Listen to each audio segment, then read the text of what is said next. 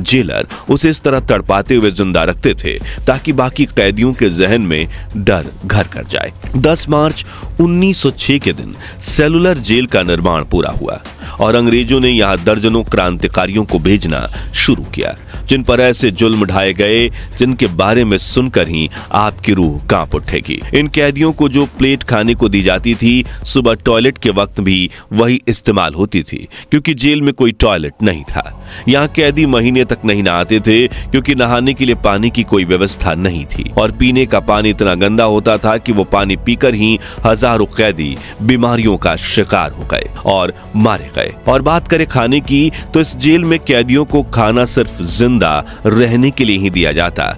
उन्हें हरे रंग के पानी में तैरते हुए कुछ पत्ते और कीड़ों वाली दाल परोसी जाती। जो ना खाओ तो भूखे तड़प कर मौत हो जाए और खाओ तो बीमारी से शरीर बेहाल हो जाए। दिन में कैदियों को शरीर पर बिना कपड़ों के तेल निकालने को कहा जाता था। हर कैदी को एक बैल की तरह कोलू से 10 लीटर तेल या 20 लीटर तेल और नारियल से 4 किलो जूस निकालने का टारगेट दिया जाता था और जो कैदी इस टारगेट को पूरा नहीं कर पाता था, उन्हें शाम को हथकड़ियों से बांधकर उल्टा लटका दिया जाता और उनके नंगे बदन पर कोड़े बरसाए जाते थे। अंग्रेज सिपाहियों के द्वारा उनके साथ भेड़ बकरियों से भी बदतर व्यवहार किया जाता और कैदी मुंह पर ताला लगाकर चुपचाप जुर्म सहते रहते। काला पानी जेल के एक सेल में सिर्फ एक कैदी रहता था, जिसे गले पर पट्टे में उसकी सजा लिखी होती थी।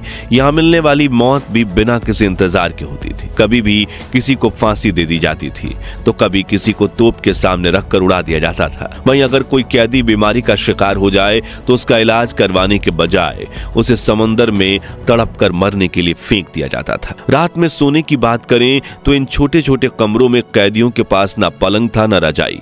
उन्हें कड़ाके की ठंड में सीधे जमीन पर सोने के लिए मजबूर किया जाता था। रात में अगर उन्हें टॉयलेट लगे तो उसी खाने वाले बर्तन में उन्हें अपना मलमूत्र त्यागना पड़ता था और ये बर्तन इतना छोटा था कि टॉयलेट बाहर फर्श पर बिखर जाता था और कैदियों को अपने मलमूत्र में सोना पड़ता था। फिर सोने में मुश्किल से 3 से 4 घंटे भी बीतते कि मुख्य टावर की घंटी गूंजने लगती। कैदियों को चाहकर भी अपनी नींद तोड़नी पड़ती और पिछले दिन से भी ज्यादा कठिन जिंदगी जीने के लिए तैयार होना पड़ता। इसी वजह से काला पानी की सजा को धरती पर मौजूद नर्क कहा जाता था, मगर जो अंग्रेज चाहते थे वह इस नर्क में भी नहीं कर पाए। काला पानी जेल में आजादी की मांग उठती रही और ऐसी जगह में भी क्रांतिकारियों का जोश और बढ़ता रहा। चलिए अब आपको वो कहानी सुनाते हैं जब काला पानी की सजा काट रहे कैदी ने ब्रिटिश हुकूमत के वायसराय को ही मौत के घाट उतार दिया था। भारत के चौथे वायसराय लॉर्ड मेयो, जिन्होंने भारत में अपना 3 वर्ष के कार्यकाल के दौरान करीब 20,000 मील का सफर तय किया था,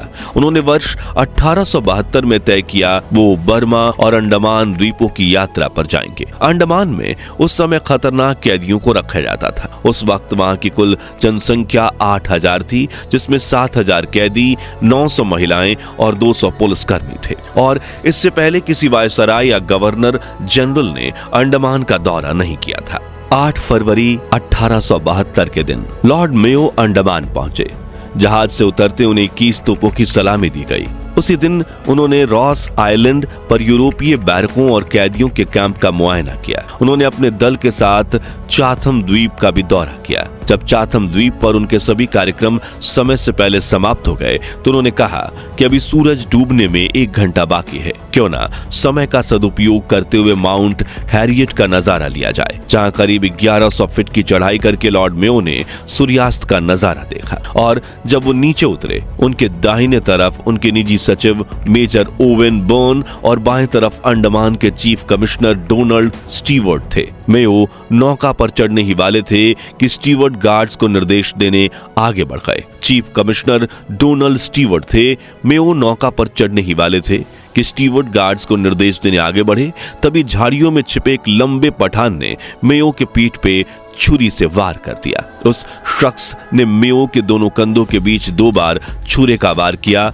मेयो के सचिव मेजर बर्न ने देखा कि एक शख्स चीते की तरह मेयो की पीठ पर सवार हो गया था। 2 सेकंड के अंदर ही हत्यारे को पकड़ लिया गया। देखते ही देखते उनकी कोट खून से लाल हो गई। उनके साथियों ने घाव पर रुमाल से दबाव डालकर खून रोकने की कोशिश की और इलाज के लिए जहाज पर ले जाने लगे। लेकिन नाव में सवार होकर जहाज तक पहुंचने के रास्ते में ही लॉर्ड मेयो ने दम तोड़ दिया और उनके आखिरी शब्द थे, मेरे सिर को ऊपर उठाओ। लॉर्ड मेयो को मौत के घाट उतारने वाले शख्स का नाम था शेर अली, जो काला पानी में आजीवन कारावास की सजा भुगत रहा था और लॉर्ड मेयो की हत्या के जुर्म में 11 मार्च 1872 के दिन शेर अली को वाइपर द्वीप पर फांसी पर लटका दिया गया। इसी घटना के बाद अंग्रेजों ने इस द्वीप पर सेलुलर जेल बनाने की परियोजना पर विचार किया। आखिर में इस जेल के अंत की बात करें तो वीर सावरकर यहाँ 10 साल कैद रहे। उन्होंने यहीं से ब्रिटिश हुकूमत के खिलाफ अनेक आंदोलन किए, जिनके बाद महान क्रांतिकारी महावीर सिंह को भी काला पानी जेल में डाला गया, जिन्होंने जेल में हो रहे अमानवीय अत्याचारों के खिलाफ भूख हड़ताल शुरू की। अंग्रेजों ने इसे खत्म करवाने के लिए उन पर भारी जुल्म किए, लेकिन महावीर ने हार नहीं मानी। आखिरकार अंग्रेजों ने उनकी हड़ताल तोड़वाने के लिए उनकी नाक और मुंह में पाइप के जरिए जबरदस्ती दूध डालने की कोशिश की।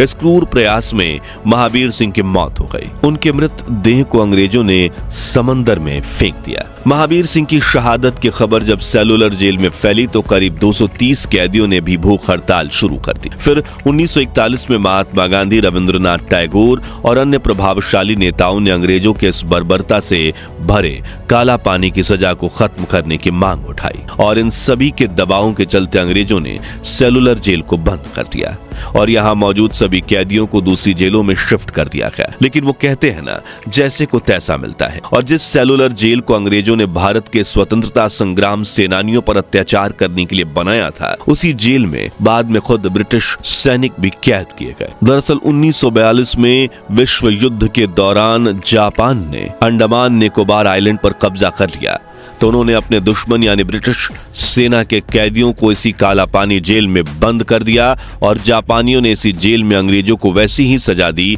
जैसे अंग्रेज बाकी भारतीयों को देते थे। तो आज के लिए बस इतना ही। स्वतंत्रता के आंदोलन में वीर सावरकर समेत लाखों क्रांतिकारी, जिन्हें सजा के नाम पर अंग्रेजों ने काला पानी जेल में तड़पाया, उनके बलिदान की याद में कमेंट बॉक्स में जय हिंद जय भारत जरूर लिखिए। ये वीडियो पसंद आया हो तो इसे लाइक शेयर करके 11,000 लाइक्स के लक्ष्य को हासिल करने में हमारी मदद कीजिए और ऐसी ही अनकही अनसुनी कहानियों के लिए हमारे चैनल को सब्सक्राइब करके पास वाली घंटी जरूर बजा दीजिए।